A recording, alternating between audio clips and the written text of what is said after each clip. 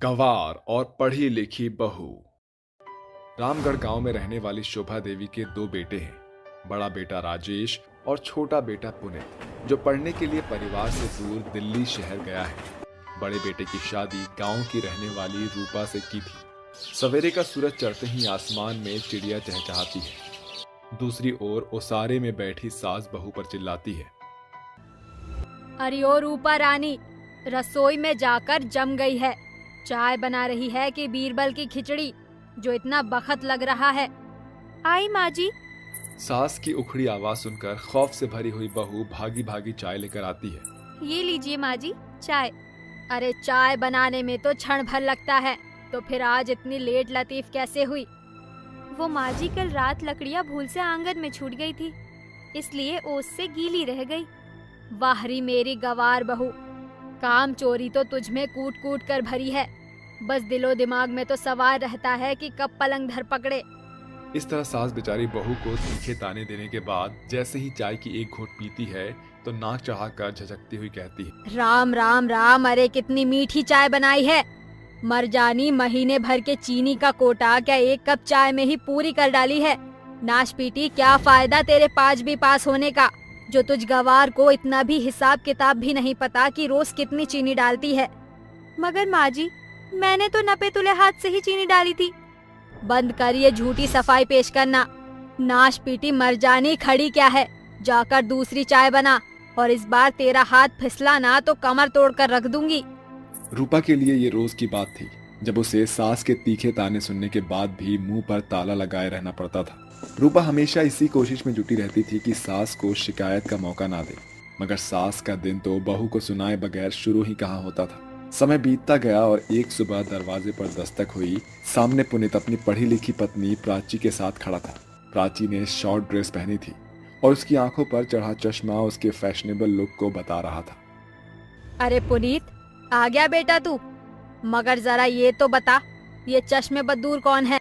सास की बात सुनकर प्राची अपनी पढ़ाई का रुआब झाड़ने लगती है। हे यू ओल्ड लेडी, तुम होती कौन हो मुझे जज करने वाली?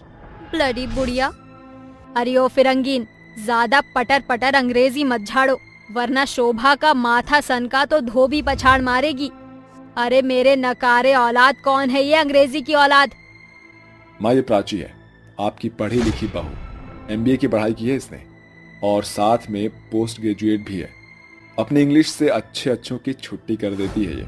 अपनी पढ़ी लिखी बहू का परिचय जानकर सास का सीना फक्र से चौड़ा हो जाता है, जिसके साथ सास का सुर ताल ऐसे बदलता है मानो मुंह में शहद की गगरी घुल गई हो। मेरी प्यारी बहू, अपनी सास की कही सुनी को दिल से ना लगाना।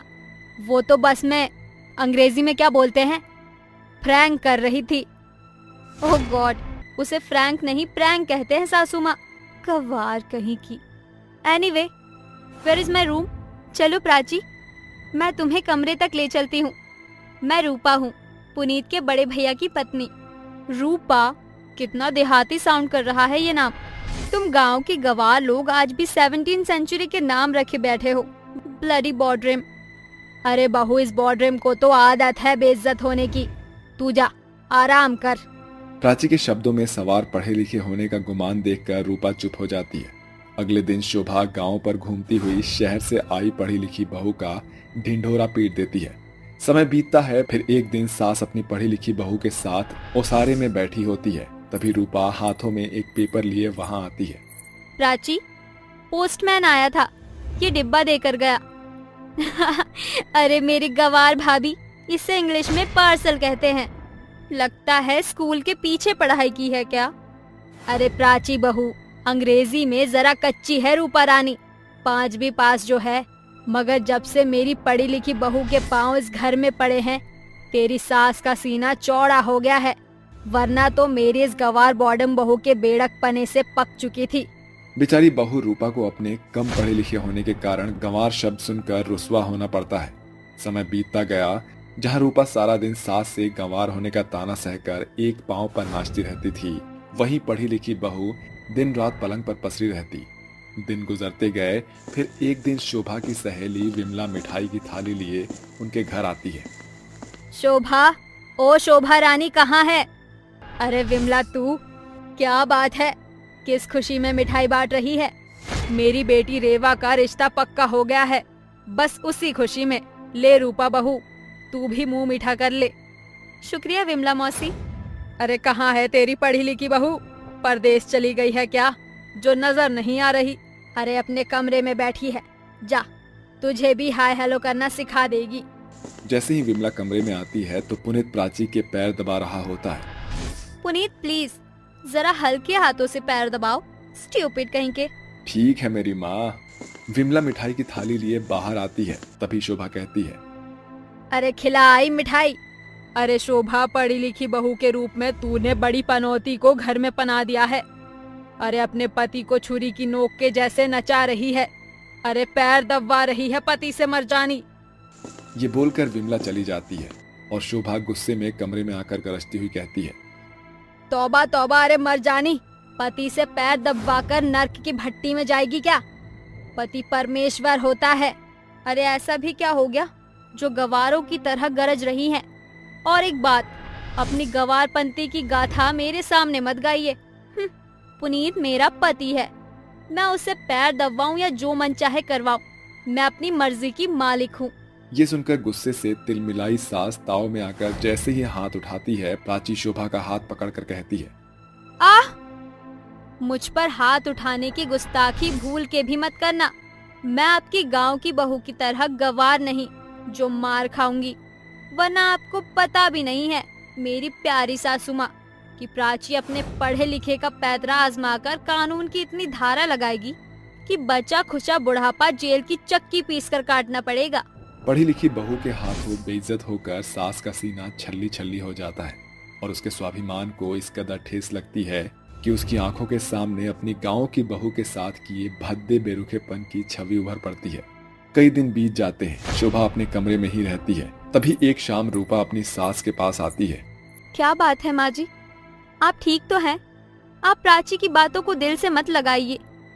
उसे जितनी समझ थी उसने जाहिर कर दिया, मगर आपकी चुप्पी मुझे खाए जा रही है। आपके प्यार भरे ताने आजकल सुने बिन मुझे अधूरापन लगता है। ये सुनकर सास फूट फूट कर रोते हुए अपनी गलती को अंगीकार करने लगती है और बोलती है, किस मिट्टी की बनी है तू रूपा बहू? मैंने जो तेरे जीवन को ताने की भरमार से भर दिया, तेरे स्वाभिमान को हर दिन अपने बातों के बाण से छल्ली करती रही, फिर भी तेरे चेहरे पर कोई शिकंज नहीं। माँ जी, सास बहू के बीच खट्टी मीठी नोकझोंक तो होती ही रहती है। मुझे भी गवार सुनकर खुशी नहीं होती, मगर कभी कभी रिश्तों के लिए तानों का घूंट पीना ही पड़ता है। 4 अक्षर पढ़ लिख जाने से इंसान सिर्फ बोल चाल, पहनावा और सहूलियत सीखता है, मगर अपने अधूरे आचरण के कारण अक्सर पढ़े लिखे लोगों के आगे अनपढ़ इंसान का संस्कार ही उन्हें मौन करके मात दे जाता है। अपनी गंवार बहू की सूझबूझ भरी बात से सास को सबक मिल जाता है। कड़वा कथन है, मगर अक्सर पढ़ा लिखा इंसान भी परिपक्व नहीं होता। कभी कभी गंवार शख्स भी ज्ञान में उन्हें पीछे छोड़ जाता है। इसलिए अभिमान में आकर किसी इंसान को खुद से कम आंकने की भूल न करें। नई बहू के जादुई हाथ। देवी के बेटे राजवीर से हो जाती है, जिसके बाद वह बहू बनकर ससुराल आ जाती है। उसके चेहरे पर खुशी की चमक होने के बजाय एक अलग ही उथल पुथल उभरी हुई थी। तभी उसकी सास शकुंतला कहती है, रुचिका बहू, जल्दी से इस कलश को अपने शुभ कदमों से ससुराल में बिखेर कर गृह प्रवेश कर। जी माँ जी। सुन बहू, शादी ब्याह के भाग दौड़ में तो थक गई होगी। आज रात निश्चिंत होकर नींद पूरी कर ले, क्योंकि असल मायने में ससुराल का सफर तो कल की पहली रसोई से शुरू होगा। खाने के नाम भर से ही बहू बेचारी बड़े खौफ से भर जाती है और आधी रात बिस्तर पर आंखें खोले खुद में फुसफुसा पड़ती है। सासू माँ के मन में अपनी नई बहू के हाथों बने खाने को लेकर कितने अरमान बंधे हैं। पता नहीं कल क्या होगा जब उन्हें ये पता चलेगा कि मुझे खाना बनाना नहीं आता। ये खौफ मुझे अंदर ही अंदर खाए जा रहा है। सुबह होने पर रुचिका साफ सफाई करने के बाद नहा धोकर रसोई घर में पहुंच जाती है। तभी उसकी सास रसोई में आती है। प्रणाम माँ जी, सदा सुहागन रहे। अच्छा सुन बहू, जैसा कि मैंने तुझे कल रात बताया था, तो तू पहली रसोई में पूरी, छोले और मीठे में हलवा बना देना। मैं मंदिर जा रही हूँ। सास के चले जाने पर बहू कहती है, मैं जानती हूँ कि आज के इस खाने की रस्म के बाद माँ जी मुझे घर से चलता कर देंगी, मगर मैं कोशिश करूंगी। बहू माँ अन्नपूर्णा का नाम लेकर खाना बनाने में लग जाती है। तभी उसके दोनों हाथ बिना रुके खुद ब खुद खाना बनाने में चल पड़ते हैं। ये मेरे हाथों को हुआ क्या है? ये खुद ब खुद खाना कैसे बना रही हैं? जबकि मुझे इस बात का इल्म ही नहीं कि इस खाने में कितना मिर्च मसाले डालने चाहिए। अभी सिर्फ 15 मिनट ही बीते थे, उतने में नई बहू ने अपने हैरत अंगेज हाथों से पहली बार रसोई का खाना बनाकर मेज पर परोस दिया। ये देखकर राजवीर बोलता है, अरे वाह रुचिका, इतने कम समय में तुमने खाना तैयार कर दिया। अरे बहू, इतनी जल्दी खाना बना दिया? तूने कहीं नंबर 1 बढ़ाने के लिए हड़बड़ाहट में अपने हाथों से कच्चा पक्का खाना तो नहीं बना लाई? मगर माँ, खाने की खुशबू तो बड़ी जायकेदार है, खाकर ही तय तकाजा कर लेते हैं ना। फिर बहू अपनी सास और पति को खाना परोसती है, जिसे खाकर सास अपनी बहू के हाथों की वाहवाही करते हुए कहती है, अरे वाह बहू, तेरे हाथों में तो जादू है। क्या जायकेदार खाना बनाया है तूने, तन मन खुश कर दिया। तेरे हाथों में साक्षात माँ अन्नपूर्णा बिराजे बैठी है बहू। सास के मुंह से तारीफ सुनकर नई बहू बोलती है, अब मैं माँ जी को कैसे बताऊं कि जिन हाथों ने ये खाना बनाया है वो खुद मेरे बस में ही नहीं थे। नई बहू सारा दिन अपने कमरे में बैठकर हाथों को निहारती है। तभी एक साया उसके सामने आ खड़ा होता है। रुचिका बेटी। माँ आप? अच्छा हुआ जो आप मेरे सामने आ गई। माँ, मेरे हाथों को पता नहीं क्या हो गया, आज रसोई में ये खुद ब खुद खाना बना रहे थे। रुचिका, मैं वही राज तुम्हें बताने आई हूँ। हमारे घराने की बेटियों के हाथों को पुरखों के समय एक वरदान मिला था। कैसा वरदान माँ? दरअसल तुम्हारे दादा परदादा हर महीने की पूर्णिमा को भूखे भिखारियों को खाना खिलाते थे। इसलिए माँ अन्नपूर्णा ने खुश होकर फलस्वरूप ये वरदान दिया कि हमारे घर की बेटी की शादी के बाद पहली रसोई की रस्म में उसके दोनों हाथ नई बहू के जादुई हाथों में बदल जाएंगे। तुम्हारे जादुई हाथ किसी भी हालत में तुम्हारा साथ नहीं छोड़ेंगे। अलविदा बेटी। उस रोज से नई बहू रोजाना अपने जादुई हाथों से स्वादिष्ट खाना बनाया करती। एक सुबह शकुंतला अपनी बहू से बोलती है, अरे रुचिका बहू, जरा यहाँ तो आना। जी सासू माँ, आपने बुलाहट दी? हाँ बहू, वो क्या है, आज ना सुबह से तेरी सास को खीर खाने का बड़ा मन है, बना दोगी क्या? हाँ हाँ, क्यों नहीं माँ जी, सास का हुक्म सर आंखों पर। बहू झटपट से रसोई में आ जाती है और अपने जादुई हाथों से बोलती है, चल मेरे जादुई हाथ, दे दो नई बहू का साथ। मेरी सासू माँ को खीर खाना है, तुम जल्दी से खीर का सामान यहाँ स्लैब पर रख दो। इतना कहते ही नई बहू के जादुई हाथ लंबे होकर हवा में लहराते हुए दराज में रखे खीर बनाने के सभी सामान को स्लैब पर बटोर देती है, जिसके बाद बहू के जादुई हाथ खीर बनाना शुरू करती हैं। देखो मेरे जादुई हाथ, खीर का दूध का खौल आ चुका है। अब चावल डालने की बारी। मुझे बताओ, इतने दूध में कितना चावल जाएगा? बहू को उसके सवाल का जवाब मिल जाता है जब उसके दोनों जादुई हाथ 2 अंजुल चावल और 4 मुट्ठी चीनी डालकर पतीले में पका रहे खीर को घुमाने लगते हैं। कुछ देरी के बाद बहू के जादुई हाथ रुक जाते हैं। लगता है खीर पूरी तरह से पककर खाने के लिए तैयार हो गई, इसलिए मेरे जादुई हाथ रुक गए। फिर बहू एक कटोरी खीर लेकर अपनी सास के पास लाती है, जो मेज पर बैठी हाथ मलते हुए कहती है, अरे वाह बहू, खीर की खुशबू तो बड़ी ही लाजवाब आ रही थी। ऐसा लग रहा था जैसे रसोई में रसमलाई पक रही हो। जल्दी से परोस दे, खीर खाने के लिए मेरी जीभ लपलपा रही है। सास में शुमार खीर खाने की खुमारी देखकर बहू जोर जोर से हंस पड़ती है। तभी खीर की खुशबू से मांद कर मोहल्ले की औरतें शकुंतला के घर में घुस आती हैं। अच्छा, तो ये खीर की खुशबू हमारी सखी शकुंतला के घर से आ रही थी। तू तो बड़ी चंट चटोरी निकली शकुंतला, अकेले अकेले ही नई बहू के हाथों का स्वाद चखे जा रही है। ला दे, अब तो ये खीर तो हम सहेलियों की खुराक बनेगी। ये देखकर अपनी सहेलियों के आगे सास के होठ जैसे सिल जाते हैं। बहू सभी को अपने हाथों से खीर परोसती है, जिसे खाकर पड़ोसन बोलते हैं, अरे वाह, बहुत खूब नई बहू, तेरे हाथों में तो जादू भरा है। कसम से कहती हूँ, ऐसा लग रहा है कि खीर में अमृत घुल मिला हो। तेरे तो भागे खुल गए शकुंतला, जो इतनी गुणी बहू मिली है। बहू के हाथों के स्वाद के आगे तो बड़े बड़े हलवाई भी फीके पड़ जाएंगे। अरे तूने तो मेरे मुंह की बात छीन ली रज्जो, और लाखों में एक बहू मिली है हमारी सहेली को, तभी तो रोजाना इसके घर की रसोई से लजीज स्वादिष्ट खाने की खुशबू आती है। ऐसे ही दिन बीतते हैं। नई बहू अपने जादुई हाथों से सास की हर एक पूरी पकवान खाने की ख्वाहिश को मिनटों से पहले पूरा कर देती। फिर एक दिन राजवीर रात को जब घर लौटता है तो अपनी बीवी से बोलता है, रुचिका, तुम्हें पता है, तुम जो मेरा टिफिन देती हो ना, ऑफिस का सारा स्टाफ मिलकर उसे सफा चट कर जाता है। इसलिए कल मेरे सीनियर शैलेश सर हमारे घर आ रहे हैं। उन्हें तुम्हारे हाथों का बना इंडियन कॉन्टिनेंटल खाना चखना है। क्या तुम बना पाओगी? हाँ राजवीर, मैं बनाऊंगी, आप उन्हें बुला लीजिए। अगले दिन बहू बाजार से खाना बनाने का सामान खरीद कर लाकर बोलती है, चलो मेरे जादुई हाथ, दो मेरा साथ, क्योंकि आज इस नई बहू को विलायती खाना पकाना है जिसमें पास्ता, पिज्जा, मोमोज और नूडल्स जैसी चाइना टाउन का खाना है। इसलिए मुझे अपने जादुई हाथों की हेल्प की बेहद जरूरत है। बहू के दोनों हाथ तेजी में सब्जियों की काटा पीटी करके कॉन्टिनेंटल खाना बनाते हैं। एक जादुई हाथ से बहू नूडल्स बनाती तो दूसरे से पास्ता। कुछ देर बाद, शुक्रिया मेरे जादुई हाथ, तुमने मेरी बहुत हेल्प की। अब फटाफट से मेज पर खाना लगाती हूँ। थोड़ी देर बाद सभी चाय पीकर बैठकर खाना खाने लगते हैं और तभी राजीव का सीनियर शैलेश कहता है, भाई वाह भाभी, क्या कॉन्टिनेंटल खाना बनाया है। आप चाहें तो अपने हाथों के स्वाद से बड़े बड़े शेफ की छुट्टी कर दे। मजा आ गया। राजवीर, कल से तुम मेरे मैनेजर बनकर काम करोगे। Thank you so much sir.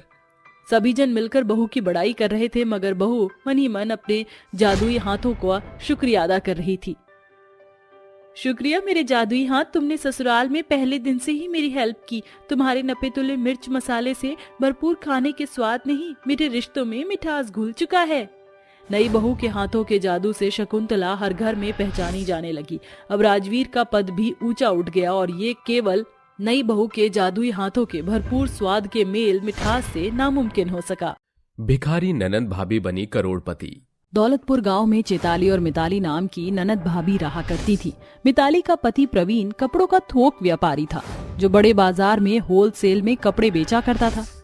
उनका जीवन कम में भी खुशी के साथ रहा करता था। ननद भाभी में बहनों जैसा प्यार था। चैताली, जरा दरवाजे पर देखो तो तुम्हारे भैया कहाँ रह गए? नहीं भाभी, भैया दूर दूर तक दिखाई नहीं दे रहे। ये सुनकर चैताली सुर्ख लाल साड़ी में सजी धजी हुई रसोई घर से बाहर आकर सोफे पर बैठ जाती है। तभी चैताली मुस्कुराते हुए कहती है, बेचारी मेरी भाभी, इतने घंटे लगाकर मेरे भ्राता श्री के लिए सजी धजी, लगता है भैया के आने तक आपके चेहरे का मेकअप मात दे जाएगा। चैताली, आज के दिन तो अपनी भाभी को मत सताओ। अरे भाभी, आज का दिन तो बेहद खास है, क्योंकि आज ही के दिन तो ठीक 3 साल पहले हम दोनों भाभी और ननद के नाते में बंधी थी। मैं भगवान की शुक्रगुजार हूँ जो मुझे माँ जैसी भाभी मिली। चैताली अभी ऐसा कही रही थी कि अचानक तेज आंधी तूफान उठ जाता है और बिजली की गड़गड़ाहट पूरे गांव में नगाड़े की नाई गूंज उठती है। ये देखकर मिताली घबरा कर कहती है, ये अचानक से मौसम को क्या हो गया, जाने प्रवीण कहाँ रह गए। मिताली अभी ऐसा कही रही थी तभी फोन की घंटी पूरे घर में गूंज उठती है। चैताली झट से फोन उठाती है। तभी वह कुछ ऐसा सुनती है कि फोन झुंझलाहट के साथ उसके हाथों से छूट जाता है। क्या हुआ चैताली, फोन पर कौन था? भाभी, भैया।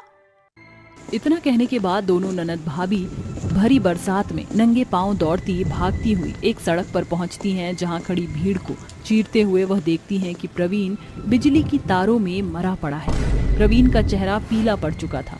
कुछ देर बाद बरसात तो थम जाती है, मगर ननद भाभी के आंखों के आंसू सूखने का नाम नहीं लेते। 2 दिन बाद, ये सब क्या हो गया भाभी, भैया हमसे दूर क्यों चले गए? शायद भगवान को हमारी खुशियां खल रही थी चैताली, इसलिए तो उसने क्षण भर में हमारे हंसते खेलते घर परिवार को क्षणभंगुर कर दिया। ऐसा कहते हुए ननद भाभी का दर्द उदास आंखों से फूट पड़ता है। तभी उनके दहलीज पर रईस रायचंद दस्तक देते हुए बरसाती बादल की तरह गरजते हुए कहता है, अरे ओ चैताली मिताली, कहाँ हो दोनों, बाहर आओ। इतनी भोर सवेर कौन हो सकता है? चलकर देखते हैं चैताली। अगले ही पल, अरे रायचंद साहब, आप यहाँ? हाँ मैं। प्रवीण ने मुझसे कपड़ों के कारोबार के लिए लाखों रुपए का कर्ज लिया था। ससुरा सूद ब्याज दोनों खाकर मिट्टी में मिल गया। अब उसकी भरपाई तुम दोनों ननद भाभी करोगी। चलो उठाओ अपनी गठरी और निकलो यहाँ से। इतने बेरहम ना बनो रायचंद जी, हम ननद भाभी के पास कोई दूसरा आसरा भी नहीं है, हम कहाँ जाएंगे? जाओ, जाकर किसी मंदिर की सीढ़ी पर हाथ पसार कर भीख मांगो, दोनों ननद भाभी। बेघर हुई ननद भाभी आंखों में आंसू लिए नंगे पांव निकल पड़ती हैं। आंसू पोंछ लो भाभी, आपको याद है भैया हमेशा कहते थे आंसू बहाना बुज़दिली है। ऐसा कहते हुए दोनों ननद भाभी काम की आस में लोगों का किवाड़ खटखटाने लगती हैं, मगर हर ओट से उन्हें निराशा ही मिलती है। ढलते सांझ के साथ उनका ढांढस घटना शुरू हो जाता है। भूख से छनछनती हुई ननद भाभी एक दूसरे को निहारती हुई बोलती हैं, देखो भाभी सूरज ढल गया है और मुझे भूख भी लगी है। वो देखो चैताली, वहाँ मंदिर में बड़ी भीड़ लगी है, शायद कोई धनी व्यक्ति भंडारा करा रहा है, चलो चलते हैं। भूख से छछनती हुई दोनों ननद भाभी भिखारियों के संग भीड़ की कतार में लग जाती हैं। काफी देर बाद उन्हें खाना मिलता है। दोनों ननद भाभी भिखारियों के बीच बैठी खाना खाने लगती हैं और धीरे धीरे दोनों ननद भाभी भिखारियों की भीड़ में मिल जाते हैं। भगवान के खेल भी कितने अजीब हैं ना भाभी, जब चाहता है राजा को रंग और जब मन चाहे करोड़पति को भी भिखारी बना देता है। देखो आज हम दोनों ननद भाभी भी भिखारी बन गई। हाँ चैताली, भगवान इंसानों को अपने इशारों पर जब चाहे कठपुतली की तरह नचा सकता है। अब देखो ना, बेरोजगारी और भूख की मार ने आज हम दोनों ननद भाभी को भी इस मंदिर की सीढ़ियों से मिला दिया। ऐसे ही समय बीतता है। दोनों ननद भाभी भिखारी बनकर अपना जीवन यापन करती हैं। तभी एक रोज रायचंद उस मंदिर में आता है। सभी भिखारियों की भीड़ उसे घेर लेती है। फिर जैसे ही रईस रायचंद की निगाह भिखारी ननद भाभी पर पड़ती है, वह हंसी उड़ाते हुए कहता है, तुम दोनों ननद भाभी की दशा तो बड़ी निराली हो गई है। मुझे नहीं पता था कि मेरी भविष्यवाणी तुम ननद भाभी को भिखारी बना देगी। देखो कैसे चिथड़ों में जिंदगी काट रही हो तुम। राम राम, कैसे बुरे दिन आ गए तुम्हारे। रायचंद अपनी रईसी के रुझान दिखाकर दोनों ननद भाभी को नीचा दिखाता है, जिस कारण भिखारन ननद भाभी की आंसू से भरी आंखें डबडबा जाती हैं। समय बीतता है। दोनों ननद भाभी भीख मांगकर अपना पेट भरती थी। फिर एक दिन एक गाड़ी मंदिर के पास से गुजरती है, जिसमें सवार एक शख्स कहता है, सुनो सुनो सुनो, बढ़ती हुई भीषण सर्दियों के कारण सरकार का आदेश है कि अगले 1 माह तक सभी हॉल्ट बाजार से लेकर मंदिर बंद रहेंगे। सभी श्रद्धालु और भक्तजनों से अनुरोध है कि अपने घर में रहें। ऐलान सुनकर भिखारी ननद भाभी झुंझला उठती हैं। शब्द मानो उनका साथ छोड़ देते हैं। तभी वह कहती हैं, अब क्या होगा भाभी, मंदिर के द्वार बंद पड़ने से हम ननद भाभी तो दाने दाने के घटी के चलते भूखे मर जाएंगी। काफी देर सर खपाने के बावजूद भी भिखारन ननद भाभी किसी नतीजे तक नहीं पहुंचती। देखते ही देखते 2 दिन बीत जाते हैं। भूख के कारण उनका चेहरा बेहद फीका पड़ जाता है, मगर पूरा गांव मानो गहरे सन्नाटे में सोया था। सिसियाते दर्द लहजों में जूझती हुई भिखारन ननद भाभी के कदम खाने के कौर के लिए कूड़ेदान में पहुंच जाते हैं। जहां पड़ी सूखी रोटियां देखकर उनकी आंखों में एक ललक उभर आती है और वह उन रोटी पर लपक पड़ती हैं। तभी चैताली की नजर एक चमकती हुई पर्ची पर पड़ती है। भाभी, ये कूड़ेदान में कैसी पर्ची है? अरे चैताली, इस कूड़े की च में बघार के सिवाय क्या होगा? तुम खामखा सर मत खपाओ। मगर भाभी, ये तो कोई लॉटरी की टिकट लगती है। इसके पीछे लॉटरी की टिकट बेचने वाले का पता भी दर्ज है। ये देखकर दोनों ननद भाभी के आंखों में एक आस उजागर हो जाती है, जिसके बाद भागती हुई उस पते पर पहुंचती हैं जहां रॉबिन नाम का एक शख्स लॉटरी की टिकट बेच रहा होता है। उसके चारों ओर बड़ी भगदड़ मची होती है। वह जैसे ही उसे लॉटरी की टिकट दिखाती है, रॉबिन खुशनुमा अंदाज में कहता है, बहुत बहुत बधाई आप दोनों ननद भाभी को। भैया, आपकी पूरे 5 करोड़ की लॉटरी लगी है। रॉबिन के मुंह से इतनी बड़ी रकम सुनकर दोनों ननद भाभी की आंखें फटी की फटी रह जाती हैं। 5 करोड़? भाभी, मुझे तो अपने कानों पर भरोसा ही नहीं हो रहा कि हम दोनों करोड़पति बन गई। रॉबिन की सहायता से ननद भाभी की लॉटरी की रकम मिल जाती है, जिसके बाद वह रायचंद के कर्ज के बड़े बोझ को चुकता करके अपना घर वापस पा लेती हैं और उस मिट्टी पर एक आलीशान बड़े से घर की नींव रखती हैं, जहां ऐशो आराम की सभी चीज मुहैया होती है। और मुंडेर पर खड़ी पूरे गांव को निहारती हुई कहती हैं, देखो भाभी, एक बार फिर हम ननद भाभी के भले दिन आ गए हैं। अब हमें अपनी पेट की आग बुझाने के लिए किसी के आगे हाथ फैलाकर भीख नहीं मांगना पड़ेगा। हाँ चैताली, अब हमें दर दर की ठोकर खाते हुए भूखे प्यासे ठंड में ठिठुरना नहीं पड़ेगा और ना हमारे पाँव को पत्थर से ठेस लगेगी।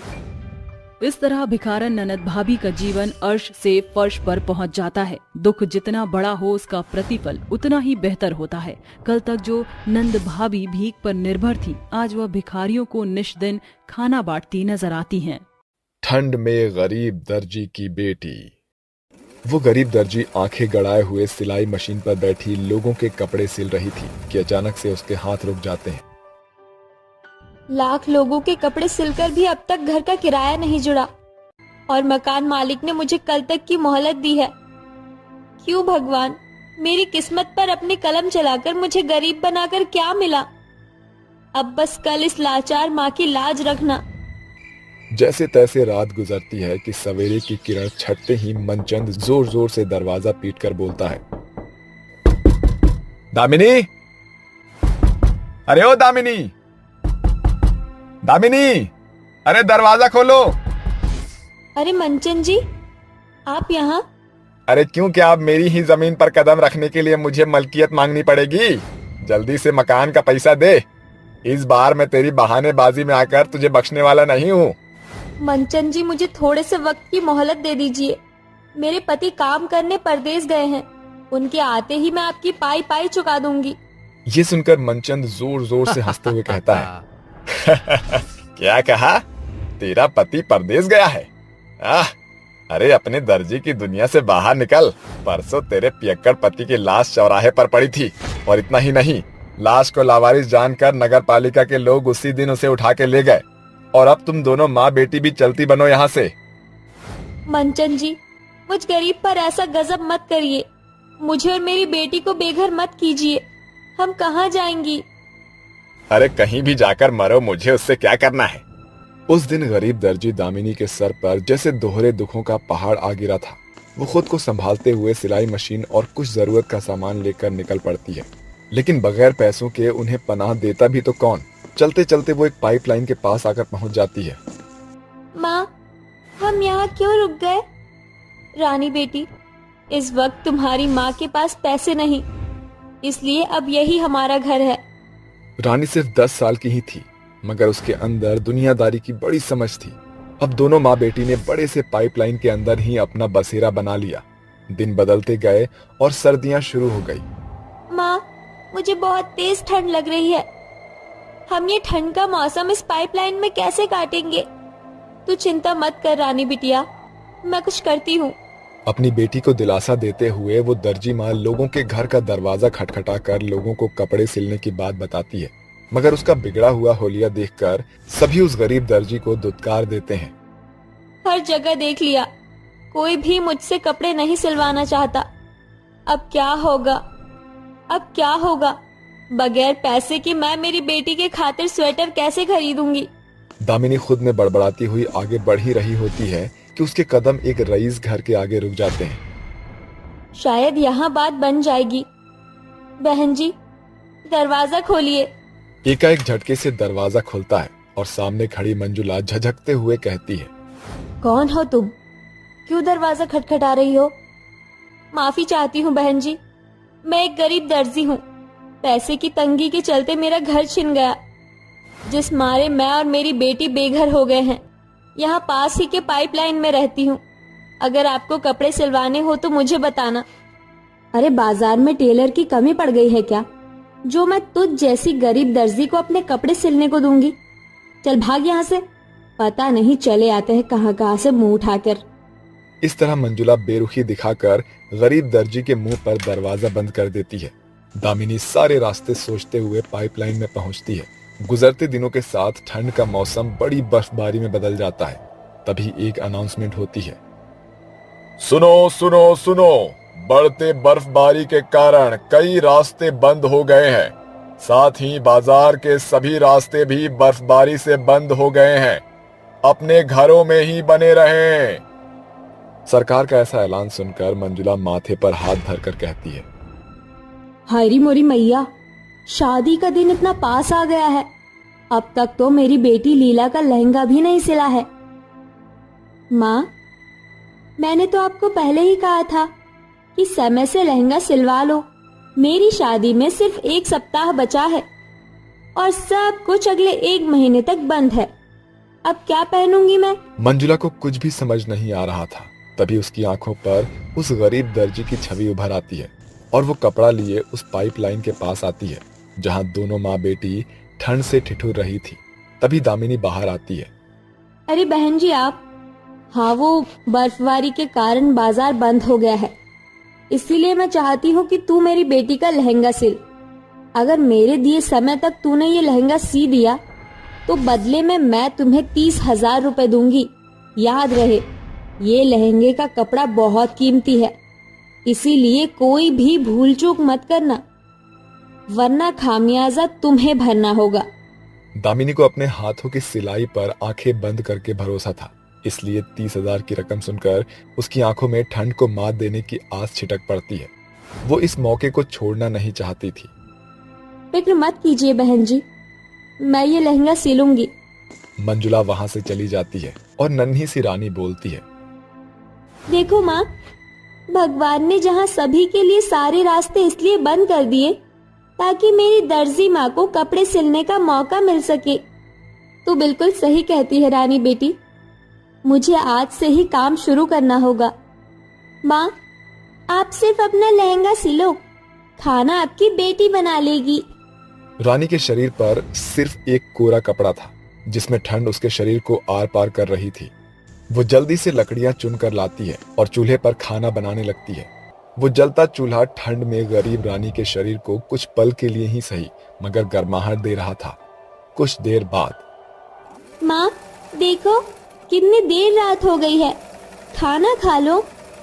रानी बेटी तू सो जा, मुझे आज रात भर में लहंगे का ब्लाउज बनाना है, क्योंकि लहंगे की बनावट में ज्यादा समय जाएगा। वो मजबूर दर्जी माँ अपनी भूख प्यास मार कर अपनी मेहनत में इस कदर मगन थी कि उसे सर्दी के सिहरते अपने रोए तक नहीं दिख रहे थे। रानी जल्दी से खाना लेकर अपनी माँ का हाथ रोकते हुए खाना खिलाने लगती है। पहले कुछ खा लो माँ, खाओगी नहीं तो काम कैसे करोगी?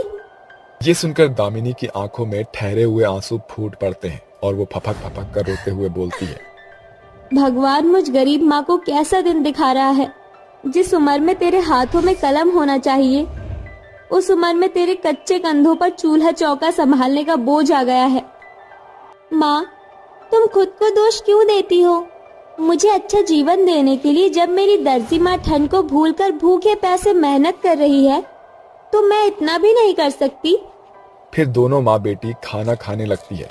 थाली में सिर्फ प्याज और कुछ रोटियां थी, लेकिन कहते हैं ना कि भूख में तो रूखा सूखा भी अमृत का स्वाद देता। ऐसे ही दिन गुजर रहे थे, साथ ही सर्दी का कहर बढ़ रहा था। मगर गरीबी में मजबूर माँ बेटी के पास सर्दी का कहर काटने के सिवा कोई चारा नहीं था। दामिनी बिना रुके लहंगा सिलने में व्यस्त थी।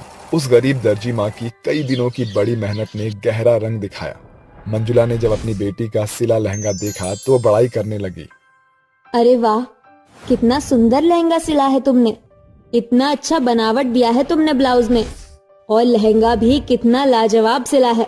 सच कहा है कहने वाले ने कि भगवान जिसे गरीब बनाता है उसके हाथों में कला कूट कूट कर देता है। मुझे तुम्हारी सिलाई बहुत पसंद आई, इसीलिए मैं तुम्हें 30 के बदले 50,000 रुपए देती हूँ। और तुम बेफिक्र रहो, मेरे सोसाइटी में बहुत सी लेडीज हैं जिन्हें मैं तुम्हारे बारे में बताऊंगी। शुक्रिया बहन जी, ये तो आपका बड़प्पन है जो आपने मुझ गरीब दर्जी पर भरोसा करके अपना महंगा लहंगा सिलने को दिया। आखिर में उस गरीब दर्जी माँ को उसकी सिलाई के मोल के पूरे 50,000 रुपए मिले, जिससे वो पाइपलाइन से निकलकर एक किराए का कमरा लेकर सर्दी के संसाधन भी खरीद लेती है। देखो रानी बेटी, तुम्हारी दर्जी माँ ने तुम्हारे लिए 4 दीवारी का कमरा ले लिया। अब हमें ठंड में और नहीं ठिठुरना पड़ेगा और ना कोहरे का कहर काटना पड़ेगा। माँ, क्या अब मैं स्कूल जा पाऊंगी? हाँ मेरी बेटी। अंत में गरीब दर्जी माँ ने अपनी बेटी को स्कूल में दाखिला दिलाया और लगातार पूरे लगन से मेहनत करती चली गई। इस तरह गरीब दर्जी माँ बेटी का संकरा सफर मेहनत से सफलता की सीढ़ियां चढ़ते चला जाता है। ठंड में भुट्टा बेचने वाले सास ससुर। मुबारकबाद नाम का एक शहर था जहां गांव की बस्तियां भी बसी हुई थी। वहीं रुपेश नाम का एक गरीब किसान था जिसके भुट्टे के खेत थे। उसके घर में उसकी पत्नी सरिता और 7 महीने की गर्भवती बहू सोनम थी, जिसके 4 महीने पहले ही पति का स्वर्गवास हो गया था। ऐसे में घर में एक अजीब सा वातावरण फैल जाता है, क्योंकि सोनम एक बच्चे को जन्म देने वाली थी। वहीं उसके साथ उसका पति नहीं था। घर में खर्चे चलाने के लिए आमदनी खत्म हो चुकी थी और 1 महीने से रुपेश के खेत पे रुपेश के खेत के भुट्टे बिके नहीं थे। सब आंगन में बैठे चाय पी रहे थे कि रुपेश कहता है, अब क्या होगा, जेब में महीनों से एक भी पैसा नहीं आया और हमारे पुराने ग्राहक जो मक्का का आटा बनाने के लिए हमसे भुट्टे ले जाते थे उन्होंने भी लेना बंद कर दिया। ऐसे में हमारे अनाज खराब हो रहा है और घर में पैसे नहीं हैं। क्या करूं, कुछ समझ नहीं आ रहा। इसी सोच में मैं डूबी जा रही हूँ जी कि अब क्या होगा। हमारे घर का चिराग भी आने वाला है और कोई इंतजाम नहीं है। बहू के लिए पौष्टिक आहार भी नहीं बन पा रहा। माँ जी, आप इतना मत सोचिए, मैं बिल्कुल ठीक हूँ, मुझे कुछ नहीं चाहिए। बहू, तुझे नहीं चाहिए लेकिन तेरे होने वाले बच्चे को तो चाहिए, और इस समय तुझे और बच्चे को ताकत की चीज खानी चाहिए जो कि हम तुझे दे नहीं पा रहे हैं। काश हम कुछ और काम करके पैसे ले पाते तो घर की सारी दिक्कतें खत्म हो जाती। पापा जी, मेरे पास एक तरकीब है, क्यों ना हम भुट्टो को भूनकर बेचना शुरू कर दें। इससे कुछ भुट्टो की बिक्री तो होगी, क्योंकि इतने सारे भुट्टे काम में नहीं आए तो वो खराब हो जाएंगे। बेहतर होगा हम इन्हें नींबू नमक लगाकर बेचना शुरू कर दें, और ठंड में हर कोई भुट्टो का मजा लेना चाहता है।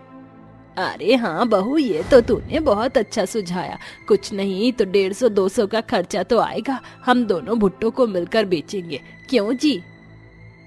अरे नहीं नहीं माँ जी, आप परेशान मत होइए, मैं भुट्टे बेच सकती हूँ, मैं ही जाऊंगी बेचने। नहीं बहू, ऐसी अवस्था में हम तुम्हें बाहर भुट्टे बेचने के लिए नहीं भेज सकते। ना तुम आराम कर पाओगी, ना बच्चे को आराम होगा। तुम घर पर रहना। अपने सास ससुर को इतना भी बुरा मत समझो कि वो कुछ कर ना पाए। हमसे भी ज्यादा बूढ़े लोग बाहर काम करते हैं। हाँ बहू, तेरे ससुर जी बिल्कुल ठीक कहते हैं, हम बेच लेंगे, तू टेंशन मत ले। जी माँ जी। इस तरह सब अपना काम करते हैं।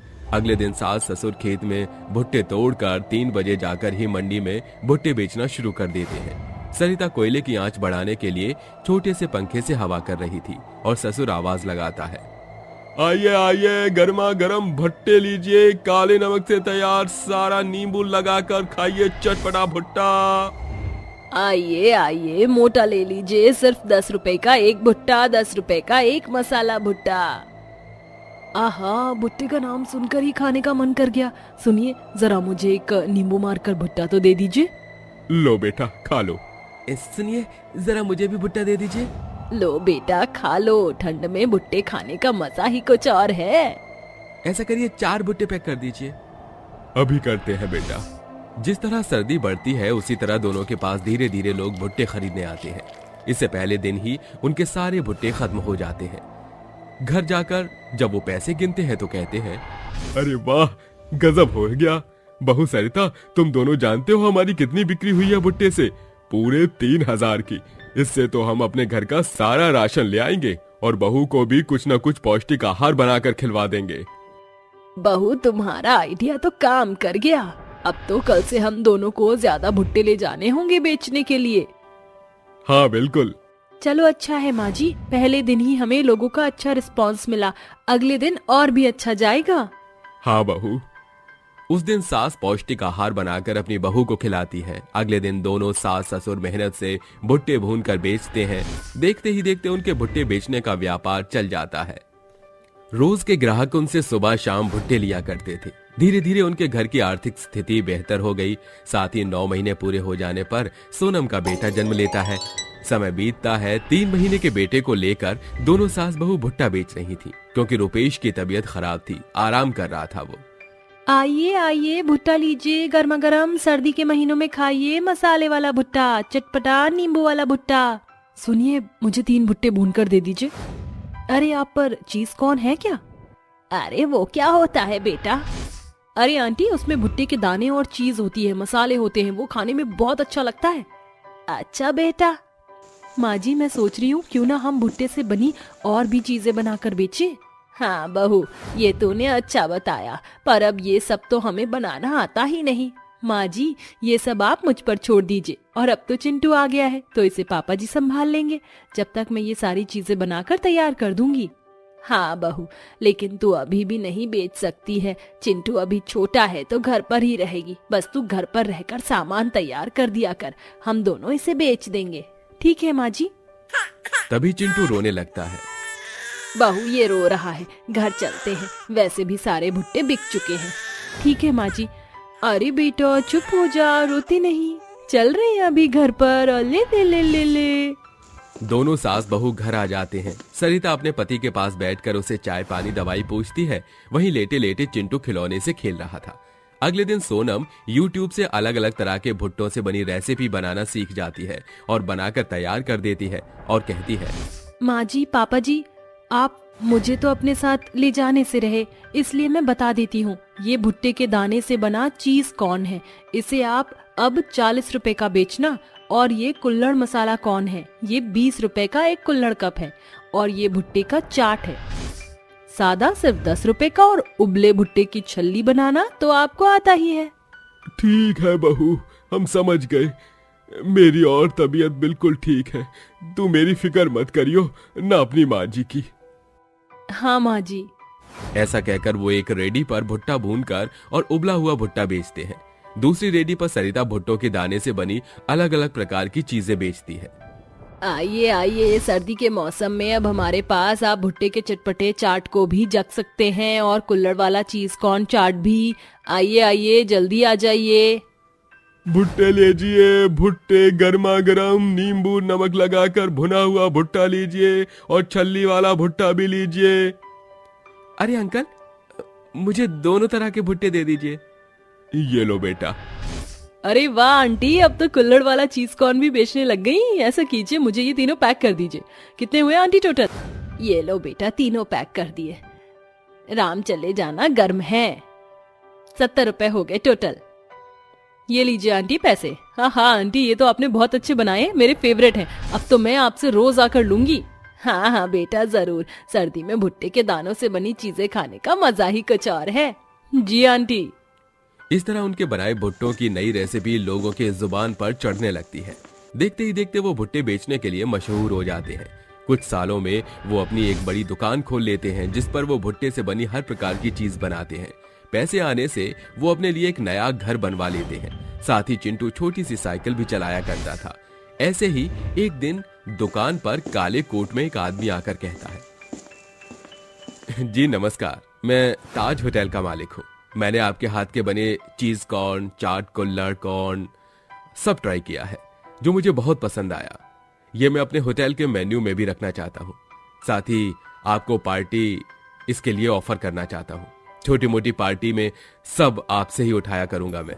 क्या आपको ये मंजूर है? बहू बताओ बेटा, क्या ये ठीक रहेगा? पापा जी, बहुत अच्छा मौका है, हमें हाँ कर देनी चाहिए। ठीक है सर, तो हमें आपकी ये बात मंजूर है। हम आपके होटल में हम अपनी कॉर्न रेसिपी बनाएंगे। ठीक है, तो कल से आप वहां पर भी ये रेसिपी बनाना। ऐसा कहकर वो चला जाता है। दूसरे के होटल में ये बनाने से उनकी बनाई चीजों को लोग ज्यादा पसंद करते थे और उसके प्राइस भी उन्हें काफी अच्छे मिलते थे। कुछ समय में उन्होंने अपना एक दूसरा रेस्टोरेंट खोल लिया जहां पर अनेक कारीगर भुट्टे के बने दानों से बनी रेसिपी बनाते थे और सोनम उस रेस्टोरेंट को हैंडल करती थी।